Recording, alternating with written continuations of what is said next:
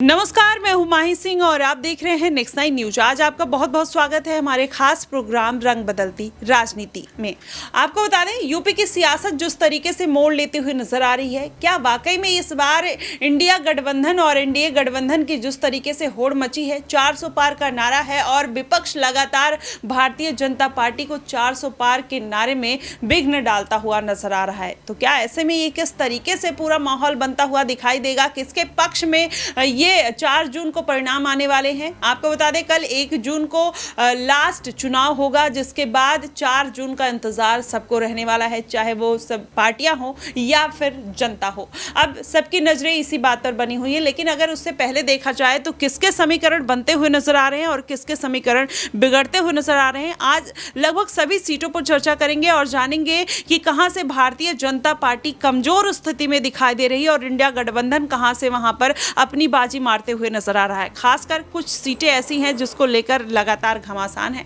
जिसमें अगर बात कर लिया जाए मिर्जापुर, कुशीनगर सीट, घोसी की बात कर लिया जाए, आजमगढ़, कन्नौज, ऐसी कुछ सीटें हैं, मैनपुरी, तो जिसमें लेकर कहीं ना कहीं इस बात का सस्पेंस बना हुआ है कि भारतीय जनता पार्टी को यहाँ सपा काटी की टक्कर दे रही है और हो सकता है भारतीय जनता पार्टी का यहाँ से सुबह साफ होता हुआ नजर आए। हमारे साथ आज श्रुति मौजूद हैं और इनसे जानेंगे कि किस तरीके से यूपी का समीकरण देखती हैं और इन सीटों पर जिस पे हमने जिक्र किया, क्या समीकरण बनता हुआ नजर आ रहा है भारतीय जनता पार्टी का। देखिए भाई, कहीं ना कहीं पहली बात तो ये दर्शकों को ये बात पता होनी बेहद ज़रूरी है कि उत्तर प्रदेश जो है वो इस लोकसभा चुनाव में एक आप देखें एक निर्णायक भूमिका तय करता है। यानी सीधा मुद्दा ये कि उत्तर प्रदेश कहीं ना कहीं एक ऐसा राज्य है जो इस बार के लोकसभा चुनाव में इन 80 सीटों पर कहीं ना कहीं जो भारतीय जनता पार्टी जिस आंकड़े को तोड़ने की कोशिश कर रही है, मुझे लगता है कहीं ना कहीं इस आंकड़े को तोड़ना इस बार थोड़ा मुश्किल होता दिखाई देगा। अब 2019 के समीकरण को याद करें, 62 सीटें थी, जिन 62 सीटों पर भारतीय जनता पार्टी ने उत्तर प्रदेश में जीत दर्ज की थी। लेकिन आज वो 62 सीटें मुझे कहीं ना कहीं थोड़ी कम, यानी 55 से 60 के वेरिएशन पे अगर आप देखें तो कहीं ना कहीं यहां पर गिरती थोड़ी दिखाई दे सकती है। हालांकि भारतीय जनता पार्टी का अभी भी दबदबा बना हुआ है, लेकिन मुद्दा तब भी यही उठता है कि क्या ये जो कुछ सीटें हैं जिन सीटों पर इस बार विपक्ष ने खेला करा है, वही मायावती ने कहीं ना कहीं जिस प्रकार से खेल किया है, मिर्जापुर की सीट की बात कर लीजिए आप, मैनपुरी बात कर लीजिए आप, कहीं ना कहीं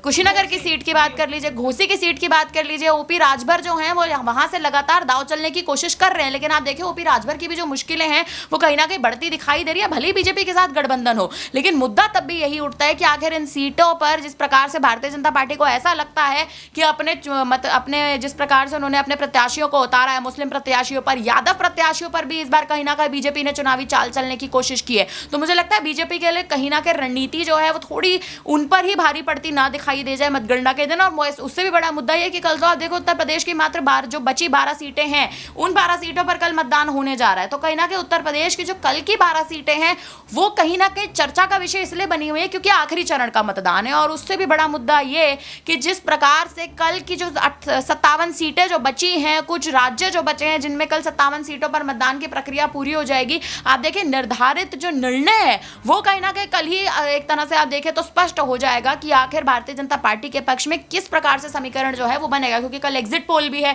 तो आप देखिए उस प्रकार से कहीं ना कहीं समीकरण बनता बदलता बीजेपी के पक्ष में किस प्रकार से देखेगा, ये अब मुद्दा देखने वाला होगा। जी बिल्कुल, ये जिस तरीके से आपने तमाम जानकारी दी ये बेहद अहम है। लेकिन आश्रुति, आपने मायावती का जिक्र किया, इस बार के चुनाव में अगर मायावती का देखा जाए तो कितना पल्ला भारी नजर आता है, या फिर किसके वोटों में वो उन्होंने सेंधमारी की होगी? क्योंकि आप देखेंगे कि उन्होंने जो अपने प्रत्याशी उतारे हैं वहां सीटों के हिसाब से और जनता के हिसाब से और कहीं ना कहीं जो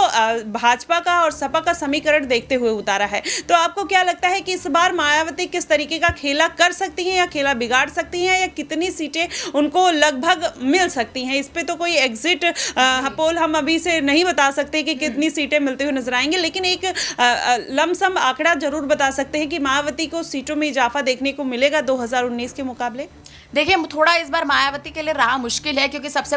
बड़ा मुद्दा ये है कि जो मायावती ने एकला चलो की राह जो जो इस बार पकड़ी थी और उस राह पर जो चलने की कोशिश मायावती कहीं ना कहीं कर रही थी, वो अब जाकर अंत में मायावती के लिए ही भारी पड़ता साफ तौर पर दिखाई दे रहा है माही। और उससे भी बड़ी बात ये कि मायावती अंत में अगर अब किसी के साथ गठबंधन कर भी लेती हैं तो ज्यादा खास अंतर मतदाताओं में, और सबसे बड़ी बात है मतदाताओं ने जिस मुद्दे पर मायावती के चेहरे पर भी अगर मतदान किया है या उनके चेहरे पर भी अगर वोट डाला है, आप देखें, अब याद करें मायावती ने लखनऊ के एक पोलिंग बूथ से वोट डाला था, तो आप देखें कहीं ना कहीं लखनऊ के पोलिंग बूथ से मायावती का वोट डालने, मुझे नहीं लगता कि लखनऊ की जो जनता है वो भी कहीं ना कहीं मायावती के पक्ष में है, भले ही मायावती ने मुस्लिम प्रत्याशी को क्यों ना उतारा हो। लेकिन सबसे बड़ी बात है कि मायावती ने इस बार वोट काटने का प्रयास किया है, सेंधमारी करने की कोशिश की है, और सेंधमारी करना कहीं ना कहीं मायावती के लिए एक आखिरी रणनीति के तौर पर भी सामने आया था, क्योंकि बीएसपी पार्टी को और किसी तौर पर जीत दिलाना इस बार के लोकसभा चुनाव में मायावती के लिए थोड़ी मुश्किल है। और सबसे बड़ा मुद्दा यह कि आप देखिए दिल्ली में, अभी तो दिल्ली में मतदान हुए कुछ ही दिन हुए हैं, दिल्ली में तक मायावती ने, आप देखिए तमाम जगहों पर मायावती ने चुनावी जनसभाएं की, लेकिन दिल्ली में मायावती ने एक चुनावी जनसभा नहीं की।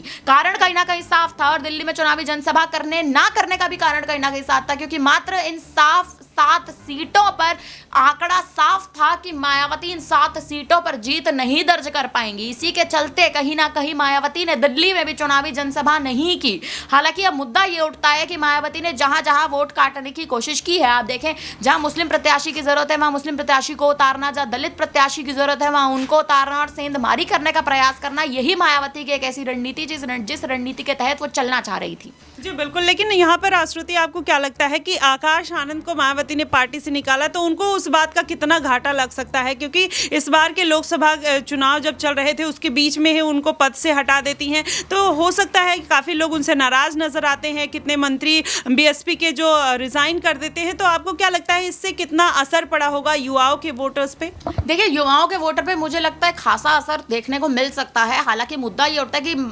आकाश आनंद तो नए नए राजनीति में आए थे, लेकिन आकाश आनंद का नया नया राजनीति में कदम रखना ही कहीं ना कहीं आप देखें मायावती के लिए एक ऐसे, आप देखें कि एक ऐसे पॉजिटिव रिस्पांस के तौर पर कहीं ना कहीं सामने आया था, और कहीं ना कहीं आप देखें जनता का जो मत था आकाश आनंद के लिए वो साफ तौर पर हमें देखने को भी मिला था। लेकिन आकाश आनंद के वही विवादित बयानों के चलते उन्हें पार्टी से निकाल दिया गया। माफ करिएगा, निकाला भी क्या ही गया, उनको पार्टी के साथ उनका तो पद ही छीन लिया गया। तो पद छीनने का कारण कहीं ना कहीं साफ था कि अगर आकाश आनंद को बीएसपी में रखा जाता या उनको उसी पद पर रखा जाता तो कहीं ना कहीं आज बीएसपी की जो चुनावी रैलियां हुई भी हैं वो चुनावी रैलियां भी कहीं ना कहीं मायावती नहीं कर पाती, क्योंकि आकाश आनंद ने जिस प्रकार के बयान दिए थे उन बयानों के बाद खासा ये भी बात सामने आई थी कि विपक्ष तो बयान देता है तो आखिर आकाश आनंद के खिलाफ ही क्यों एक्शन लिया गया। मुद्दा कहीं ना कहीं यही उठता है कि आकाश आनंद का राजनीतिक करियर शुरू हुआ था, उन्होंने राजनीति में कदम रखा ही था, और उनको ऐसा लगा था कि राजनीति में कदम रखते ही अगर वो बीजेपी पर निशाना साधेंगे तो बीजेपी पर निशाना साधना कहीं ना कहीं उनके लिए ही एक देखें